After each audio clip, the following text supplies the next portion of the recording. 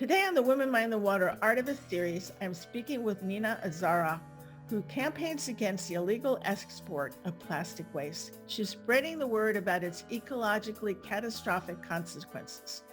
The Women Mind the Water podcast series engages artists in conversation about their work and explores their connection with the ocean. Through their stories, Women Mind the Water hopes to inspire and encourage action to protect the ocean and her creatures. I'm very pleased to speak to Nina Azzahra to the Women Mind the Water Artivist series podcast. Nina is an artivist who uses her persona and voice to call attention to the serious issues involving global plastic waste disposal. Born in 2007, Nina has developed a voice well beyond her years. She speaks about the illegal export of plastic waste from industrial countries to countries such as hers that have lesser environmental controls. In her native Indonesia, the plastic waste is mixed with paper with such ecological consequences as the contamination of drinking water. Nina has stepped onto an international stage to tell her truths. She spoke in 2021 at the Plastic Health Summit in Amsterdam and COP26 in Glasgow. She also has been featured in the documentary Girls for the Future and the Fight Against the Global Climate Crisis. Welcome, Nina. You have been doing important work in calling attention to a global problem. I believe you are sharing truth about things many people are unaware. It is wonderful to meet a young woman who has the passion and poise to take on an enormous issue of social justice and environmental justice and climate change. Nina, in a previous podcast, I spoke to Elle Wizabono, another woman from Indonesia. Elle's interested in deep water fisheries, so our conversation didn't focus on pollution. However, Elle did say that marine pollution and debris is a very large problem in Indonesia. Elle and I didn't talk about the source of the waste, so I was shocked to learn that some of it is imported from other countries.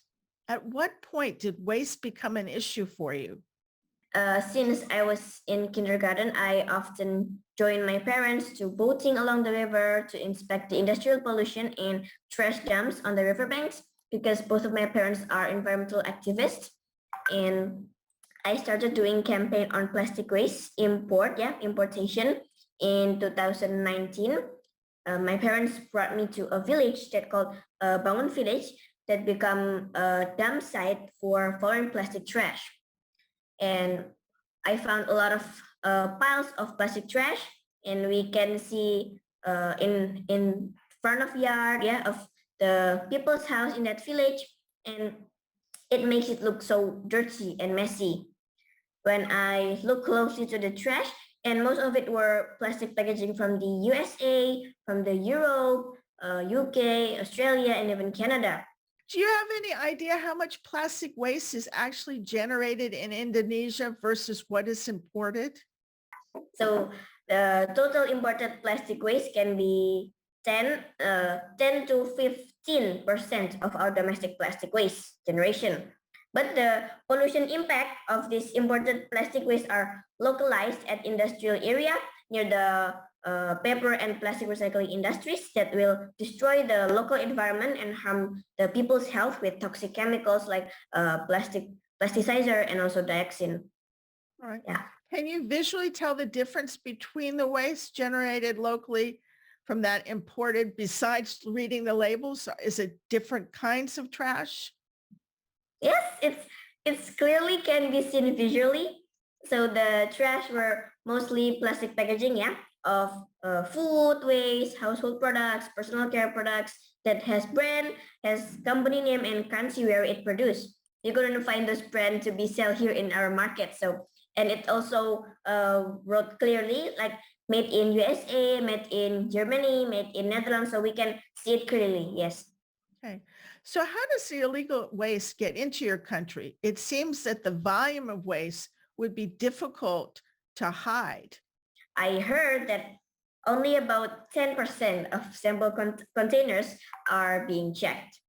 In 2018, when China stopped importing plastic scrap, the imports of paper belts in Indonesia increased almost 50%. and dominated by unsorted paper waste that contain high level of contaminants. Yeah. So the campaign against plastic waste imports in Indonesia, we have to push the government to strengthen plastic and paper waste imports inspection. And now Indonesia already sent back some hundreds of containers of dirty plastic waste to Australia and USA.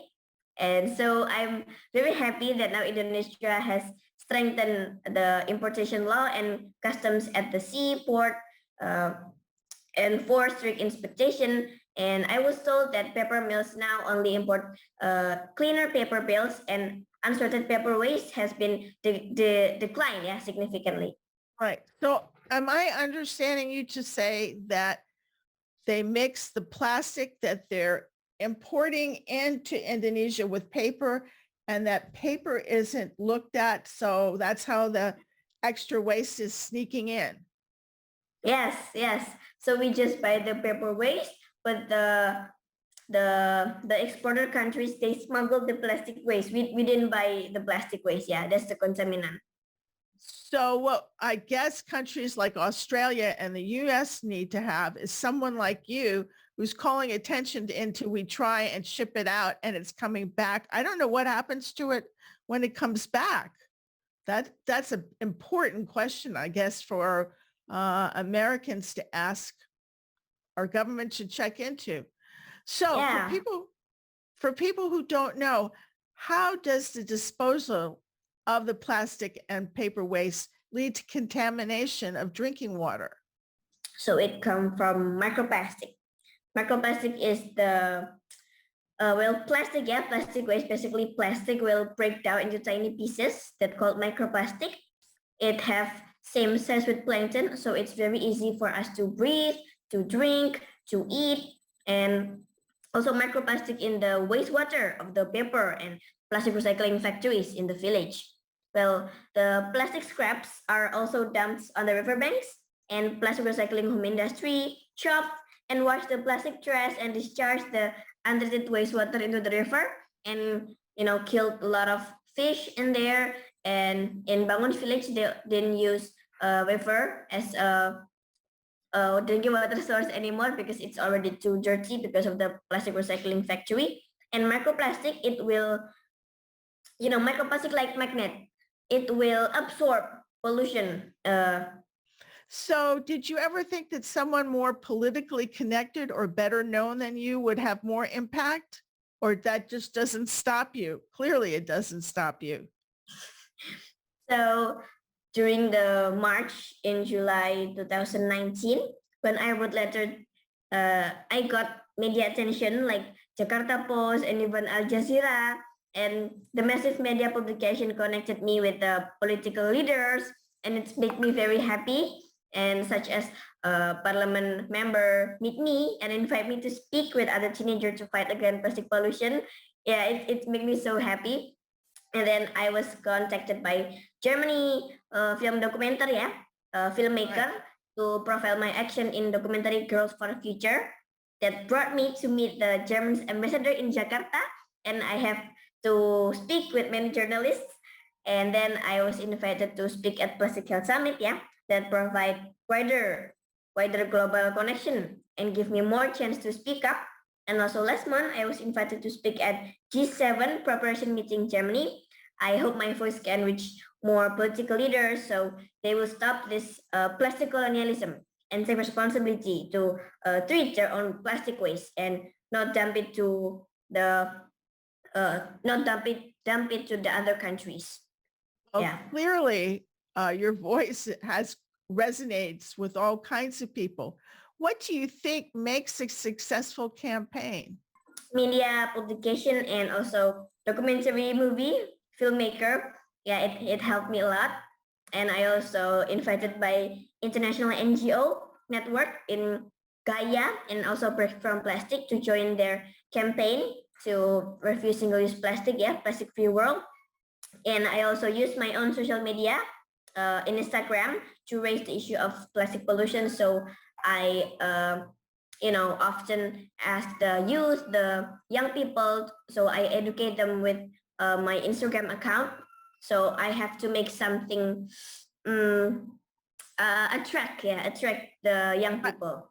I think I can see what the answer to my question is. It's your passion. You clearly have a passion, and that's infectious. I think that's wonderful. So have you had a chance to talk to other young women activists? I know it's really difficult to speak on difficult topics because a lot of people don't want to hear or they get angry. Uh, would you think it would be helpful to have others to lean on and learn from? Yeah, well, I want to have more opportunity to talk with other young activists. Well, at COP26, I met with Francisco and also Luisa Neubauer from Germany. And I'm so happy that I can be connected and we keep in touch until now. And I hope we can still support each other in our campaign. So after I went to the Amsterdam and Plastic Health Summit and also at COP26, I have a lot of young activists, women activists that we are campaigning at the same issue. We are together wanting to save our environment, want to save our future. So it's motivate me a lot. So what skills or tools do you want to develop to help with your campaigning? I think communications and also writing and graphic design. Yeah, so we have to make cute posters, like making videos, making photos in Instagram, and also photography, videography, editing also. Yeah. So I usually target the young people. So I have to following the trend. So Nina, you've spoken truth to some very powerful people. And I'm interested in the responses. Did you get any particular response that you thought was really interesting? Well, for me, it's the German ambassador.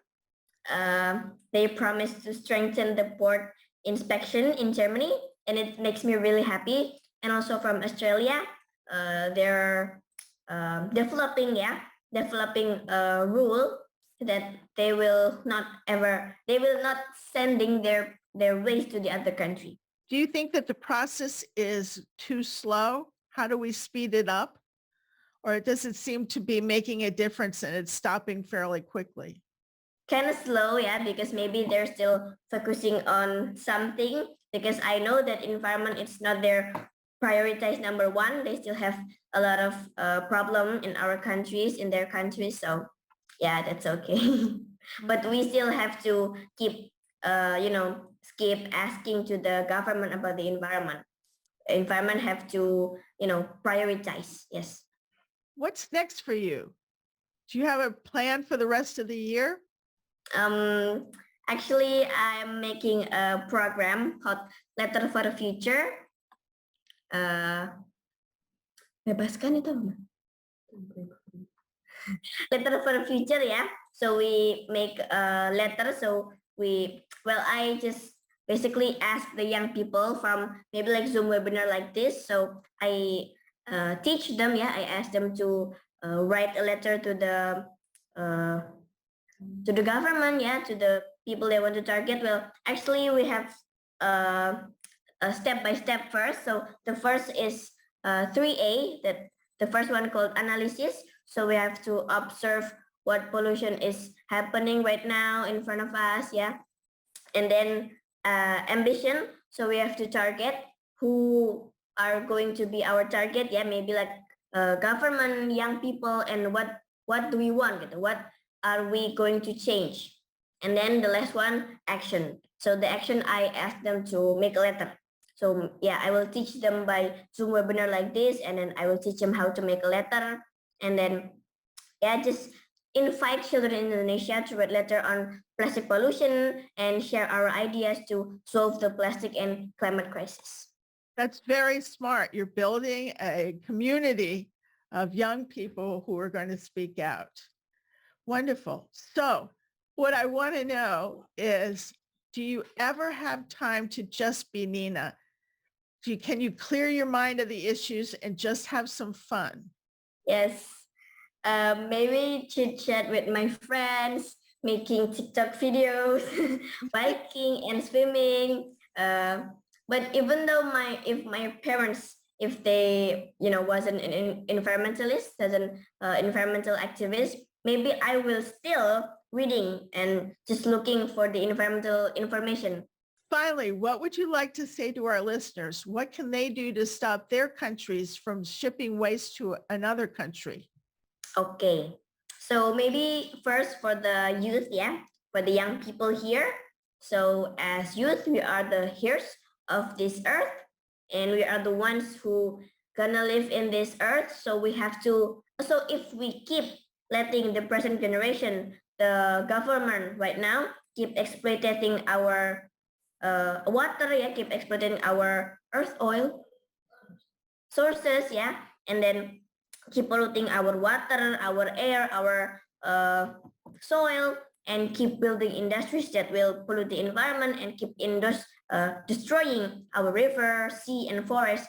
This will make a very scary or very bad impact to us, bad impact to the environment. So we are going to deal with those pollution. That's why we have to save our earth and we have to take action right now. Let's start from ourselves, and our future is in our hands. For the exporters country, I just wanted to say that you have to be responsible of your own waste. So you produce your waste, you have to recycle it by your own way in your own country and doesn't pollute the developing countries, because we as a developing country, we already have a lot of environmental issue that we even, can solve it ourselves, and you add another burden to us. It really makes me sad. So I really wanted you to stop exporting your plastic waste to Indonesia and take back your trash from Indonesia. Nina, it's been wonderful talking to you. I'm exhausted. You have so much energy and passion that none of us can keep up with you. You keep it up. As they say, you go, girl. I hope listeners have been inspired to hear a young woman talk about issues of environmental justice and the consequences of using plastic. I'd like to remind listeners that I have been speaking with Nina Azzahra for the Women Mind the Water podcast series. The series can be viewed on womenmindthewater.com. An audio version of this podcast is available on the Women Mind the Water website, on iTunes, and other sites. Women Mind the Water is grateful to Jane Rice for the use of her song, Women of Water. All rights for the Women Mind the Water name and logo belong to Pam Ferris-Olson. This is Pam Ferris-Olson.